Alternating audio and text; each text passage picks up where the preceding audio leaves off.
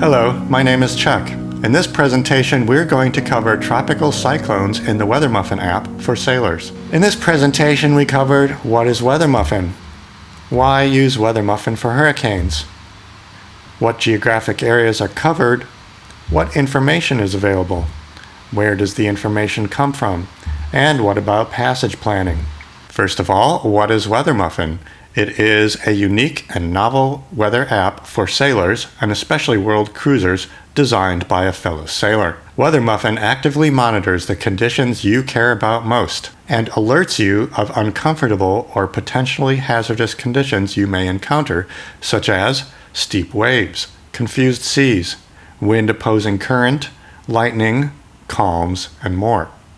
Why use Weathermuffin for hurricanes and tropical cyclones? If you've ever looked for tropical cyclone information online, you've realized that there are myriad regional sources scattered around, each with its own individual, unique quirks and idiosyncrasies. Weathermuffin gives you a single, unified picture of worldwide tropical cyclone activity, a one-stop shop of sorts. Furthermore, Weathermuffin's graphical presentation of tropical cyclones is straightforward and easy to understand, particularly seeing the movement and intensity of storms through time in context with your vessel's projected future position. As you can imagine, the timeliness of tropical cyclone information is crucial. If you've ever read anything about the El Faro disaster of 2015, you understand this very well. Generally speaking, tropical cyclone information is available in the Weathermuffin app within 10 minutes of it being published by the government authorities. Furthermore, aside from tropical cyclone text advisories, which can be challenging for a fatigued or short-handed crew to interpret while underway, the existing data options are generally not low-bandwidth satellite data friendly. Weathermuffin's tropical cyclone information is optimized for quick downloading, such as when using the Iridium Go. And finally, Weathermuffin has the tropical cyclone information that is most useful to you as a sailor. That includes the track of where the cyclone has been, the forecast of where it's expected to go, maximum wind speed, gusts and seas, 34-knot wind radius, 12-foot seas radius, and very importantly, closest point of approach or CPA and the time of that CPA. What geographic areas are covered? Generally speaking, most of the world's waters where tropical cyclone development activity is possible. This includes the Atlantic, Pacific, and Indian Oceans, but excludes the Arctic Ocean and the Mediterranean Sea. What information is available? For this, let's take a look at the app. Here we are looking at some tropical cyclone activity in the Atlantic and Pacific Oceans. Already we can see there's a couple storms. There is a big one over in the Atlantic Ocean, a smaller one in the Pacific Ocean, and one that is developing just to the south of that. We can see that there's a storm track and forecast track. The red colored line is the track, where the storm has been over the last 72 hours, and the orange line is the forecast, where it's anticipated to be in the future. There won't always be a forecast track. Many storms are not forecast until they develop into a cyclone. Note that the track and forecast depict the location of the storm center. If we zoom in, we can start to see some additional information. Start to see here we have some names of the storms. We zoom in a little bit further, we get a little bit more information. And if we keep zooming, eventually we get the maximum amount of information. For now, we will be focusing on this Hurricane Jova here. We can see that we have the storm name and classification. It is a Category 1 hurricane named Jova. We may also see here storm speed and direction of travel. This is not always available with every forecast, but often is. Just below the storm name, we have the depiction of whether it is a track or a forecast and the point in time for which the location on the next line is relevant. So in this example, at 1200 Zulu on October the 4th, this Hurricane Jova is located at these coordinates given here. Just below that, we have maximum winds, gusts, and maximum seas. Here we see that the maximum wind is 75 knots sustained, gusting to 90 knots. Just below that, we have 34 knot wind radius and 12 foot or 3.5 meter seas radius. This tells us the radius at which we can expect to find 34 knot and higher winds or 3.5 meter seas. In this example, we would start to encounter winds of 34 knots at a radius of 70 nautical miles from the storm center. And we would also start to encounter 12 foot or 3.5 meter seas at a radius of 90 nautical miles from the storm center. Just below that, we have closest point of approach, or CPA, and the time to that closest point of approach. In this example, based on our current position, course, and speed, we can expect to get to within 629 nautical miles of the edge of the storm in about 74 hours. In this context, when we're talking about the edge of the storm, referring to what is the larger of the 34 knot wind radius or 12 foot 3.5 meter seas radius. So we would expect that based on this CPA information, we would get to within 629 nautical miles of the 34 knot winds or the 12 foot seas, whichever is worse. However, note on the line below, there is a CPA warning here that says CPA based on last data point may be closer. This means that the CPA that was computed is based on the last data point that we have for the tropical cyclone.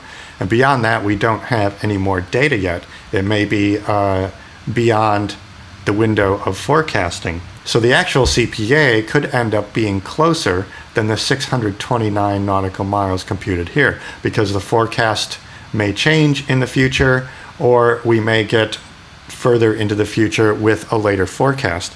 So in this case, this warning is telling us that we need to be extra careful and monitor this storm closely, because the CPA could actually end up being closer than what we're being told here. One additional thing to note, if the time of CPA is now, that effectively means that your closest point of approach is right now. In other words, your vessel and the storm are likely moving away from each other and are not expected to get any closer.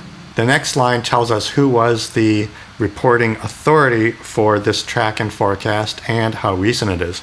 So in this example, we can see that the National Hurricane Center, or NHC, issued this track and forecast 42 minutes ago. This is how recent the information is from the government authority that issued it. And finally, on the last line, we read that the storm graphic is an artificial depiction. This means that the storm does not actually look how it's shown here.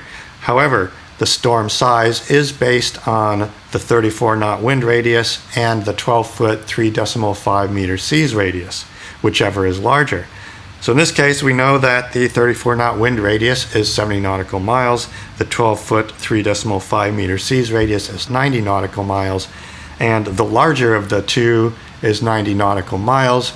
We're choosing the larger in order to be conservative. So the storm shown on screen here is depicted using a radius of 90 nautical miles. So the storm graphic here is showing the area we want to avoid. This is where the 34 knot winds and or 12 foot 3.5 meter seas is going to begin.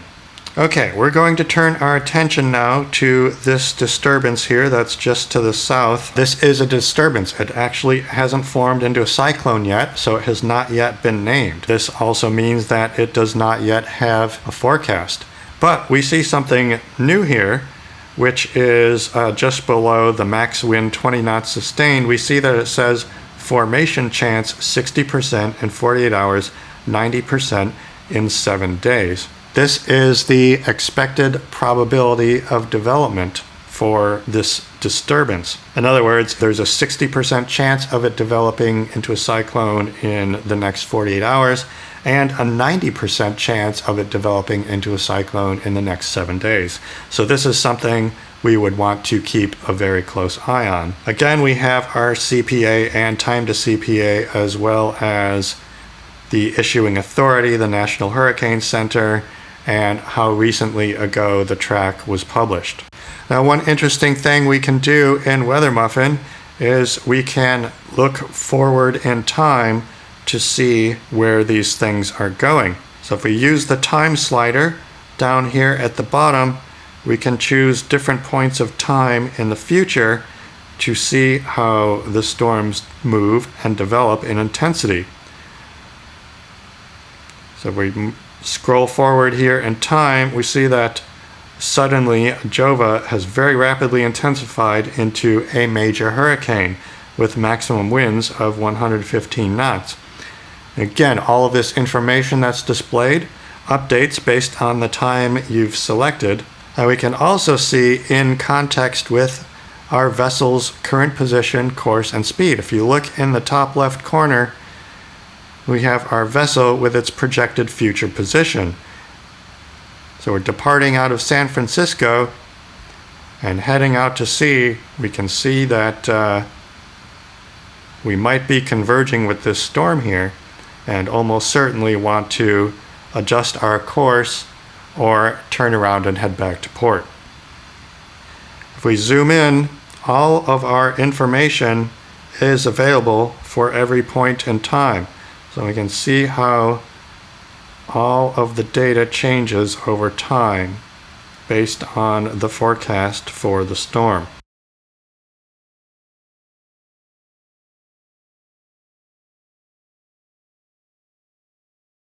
Now if you notice over here in the bottom right corner, we're going to focus on this disturbance once again right here in the middle.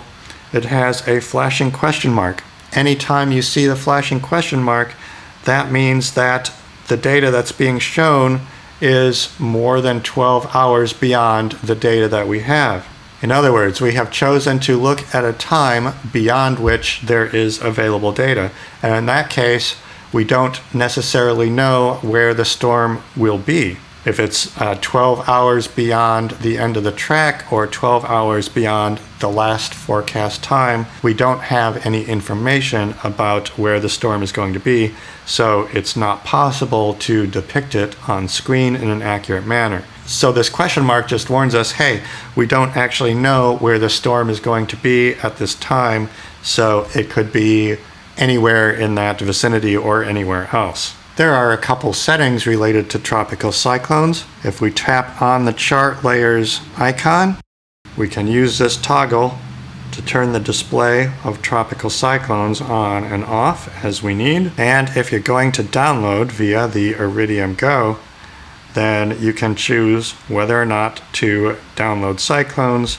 using this option here. However, the tropical cyclone information in Weathermuffin is optimized for fast downloading over a slow connection, so I recommend downloading cyclones every time. To recap, we'll just review the information that is available. So we have the storm track in red and the forecast track in orange. We have the storm classification and name. We have, for some forecasts, we have speed and direction of travel. We have maximum wind, gusts, and seas. We have the 34 knot wind radius and 12 foot or 3.5 meter seas radius. We have closest point of approach, CPA, and time to the closest point of approach. We have the time at which the track and forecast were issued by the authority. And for disturbances under investigation, we have the 48-hour and 7-day development probability. Where does the information come from? The tropical cyclone information comes directly from the relevant government authorities. This means the National Hurricane Center, or NHC, for the North Atlantic and Eastern North Pacific, and the Joint Typhoon Warning Center, or JTWC, for everywhere else. Let me stress again that the timeliness of information is extremely important. If you're sailing in an area with active tropical cyclone information, you want to check and update the information as often as possible throughout the day. The government authorities generally update the track and forecast just after the synoptic cadence of 00, 06, 12, and 18 Zulu. This means midnight, 6 a.m., 12 noon, and 6 p.m. in the UTC time zone. And again, the information is generally available in the Weathermuffin app within about 10 minutes of its being published by the relevant government authority. What about passage planning? If you're looking for historical cyclone information for passage planning purposes, then you'll want to check out the Ocean Atlas app. It contains historical cyclones from 1980 onwards, as well as other up-to-date climate data useful for passage planning. Ocean Atlas gives you the latest up-to-the-year climate data, which may not be the case for pilot charts or other printed materials. And with the effects of climate change being what they are, it's ever more important to have access to the most up-to-date information possible. If you're interested in the Ocean Atlas app, scan the QR code shown on the screen or see the description below the video for a link. In this presentation, we covered what is Weathermuffin, why use Weathermuffin for hurricanes, what geographic areas are covered, what information is available, where does the information come from, and what about passage planning. For timely, real-time tropical cyclone information, download the Weathermuffin app today. Just scan the QR code shown on the screen or see the description below the video for a link. Any questions? Please visit weathermuffin.com or email us at support@weathermuffin.com. Thank you for joining us today.